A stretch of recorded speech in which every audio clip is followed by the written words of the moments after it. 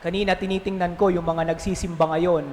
Sino po ba dito ang pinakamatanda sa atin? Yung 80 years old na nagsisimba ngayon dito. Taas ang kamay. 90 or 85. Wala? Sino? Mr. Bok, ilang taon kayo? Oh, 28, 50 years ago. Alam niyo po, siguro sa dami ng mga, siguro may mga matatanda na dito, alam niyo po, sa dami ng mga misa na ating napuntahan, ang iba sa atin, linggo-linggo nagsisimba, walang palya. Ang iba naman, araw-araw, literally.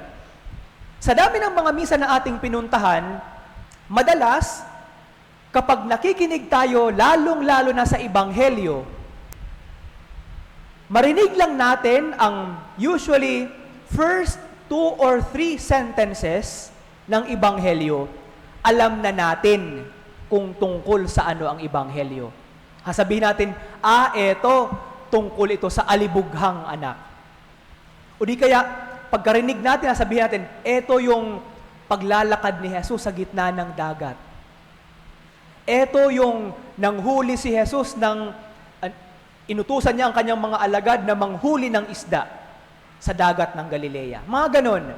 So, pagkarinig lang natin ng first 2 or 3 sentences, alam na natin ang kwento. Hindi na tayo nakikinig.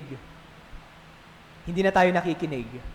At maya aminin po ako sa inyo, madalas po, ganyan din po ako.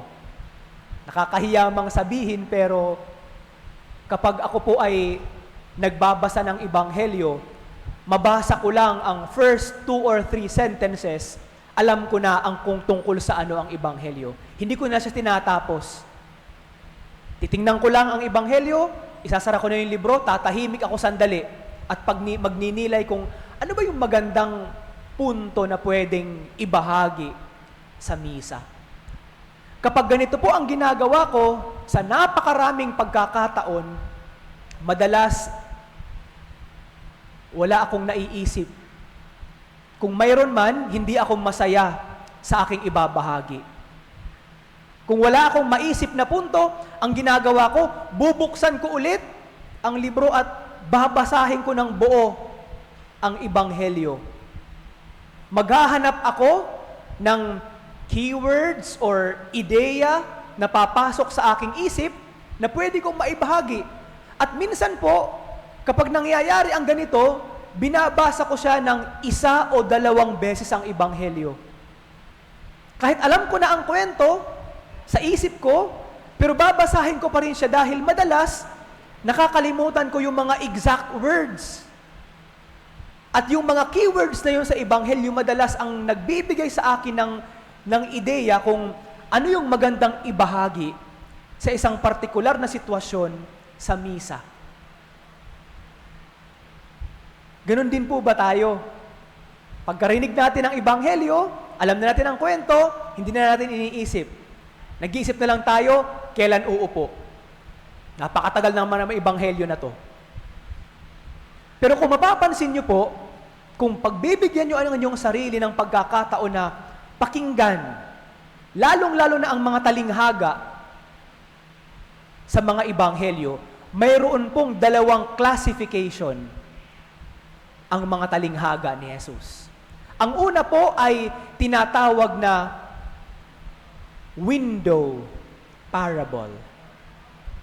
Window parable. Ano yung window parable?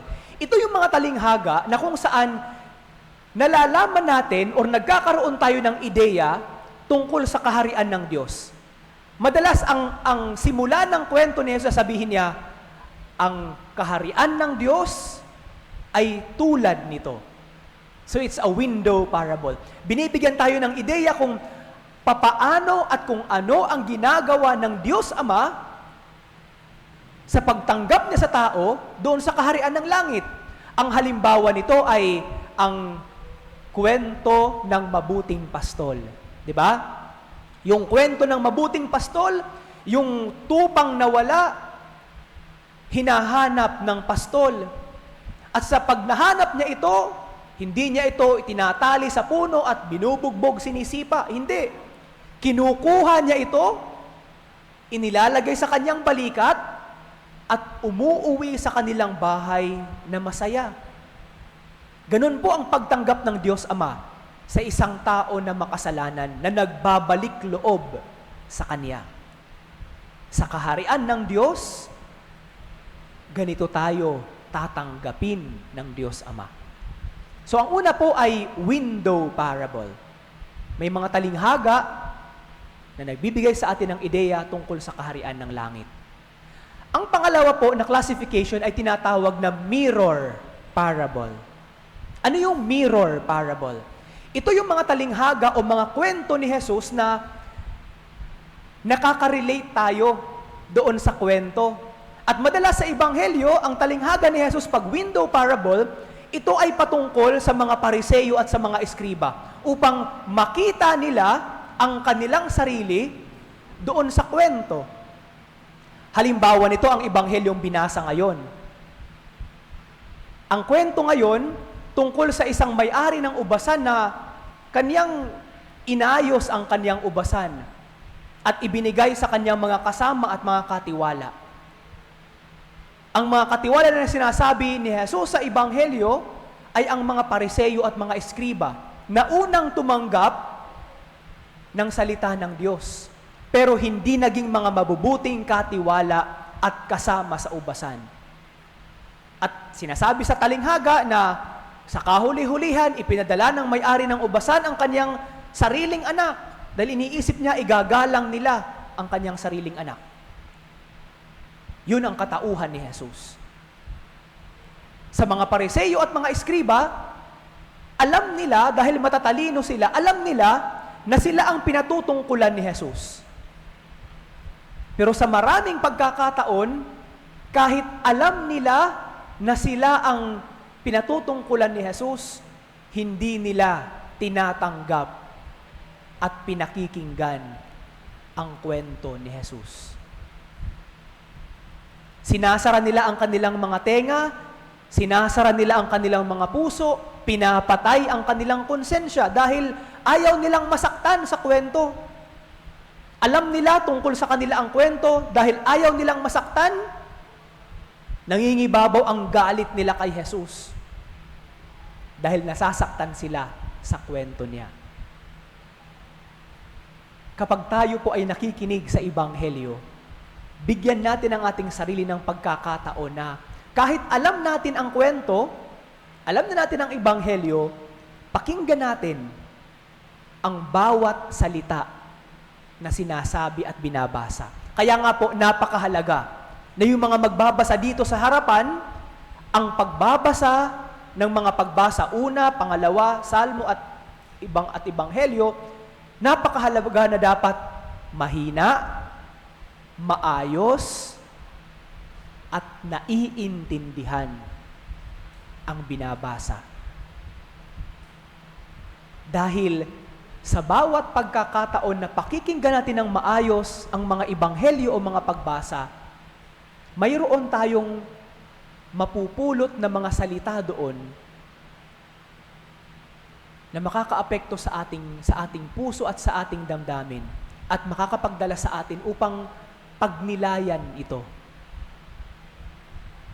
Kapag naririnig natin ang isang salita, o may ideyang pumapasok sa ating isip at puso habang pinakikinggan ang pagbasa, ang salita ng Diyos ay pumapasok sa ating sarili. Ang Diyos ang nagpapaalala sa atin o nagbibigay sa atin ng ideya tungkol sa ating buhay, tungkol sa ating pagkatao, tungkol sa ibang tao. At sana po, sa bawat pagkakataon na nangyayari sa atin ang ganito, hindi tayo tulad ng mga Pariseo at ng mga Eskriba. Isinasara ang ating mga tenga, pinapatay ang ating konsensya, at hindi na lang pinakikinggan dahil ayaw nating matamaan at ayaw nating masaktan sa kwento ng Ebanghelyo, sa mga sinasabi ng Ebanghelyo.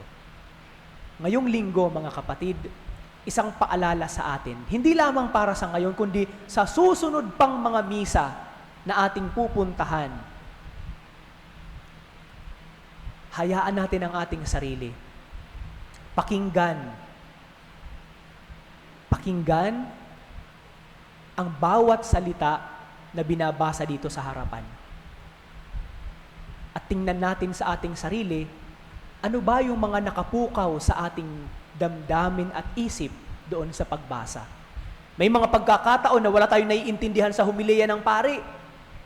Minsan walang kwenta at sinasabi natin na napakatagal ng homily nito.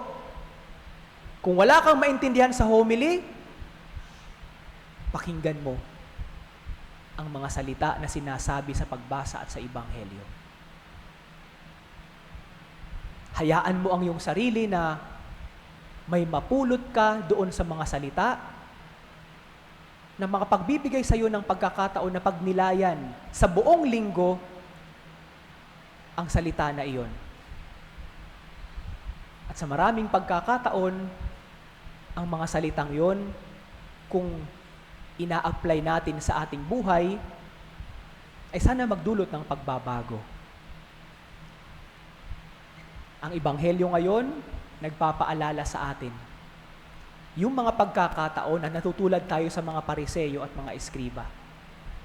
Yung mga pagkakataon na pinakinggan lang natin ang Ebanghelyo, alam natin ang kwento, hinayaan natin ang ating isip na mapunta na sa iba dahil familiar na tayo sa kwento.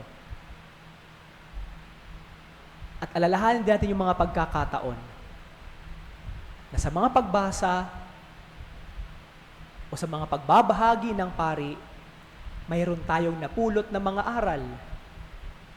Mayroon tayong nakaapekto ang mga sinasabi sa Ebanghelyo at sa homilya sa ating buhay.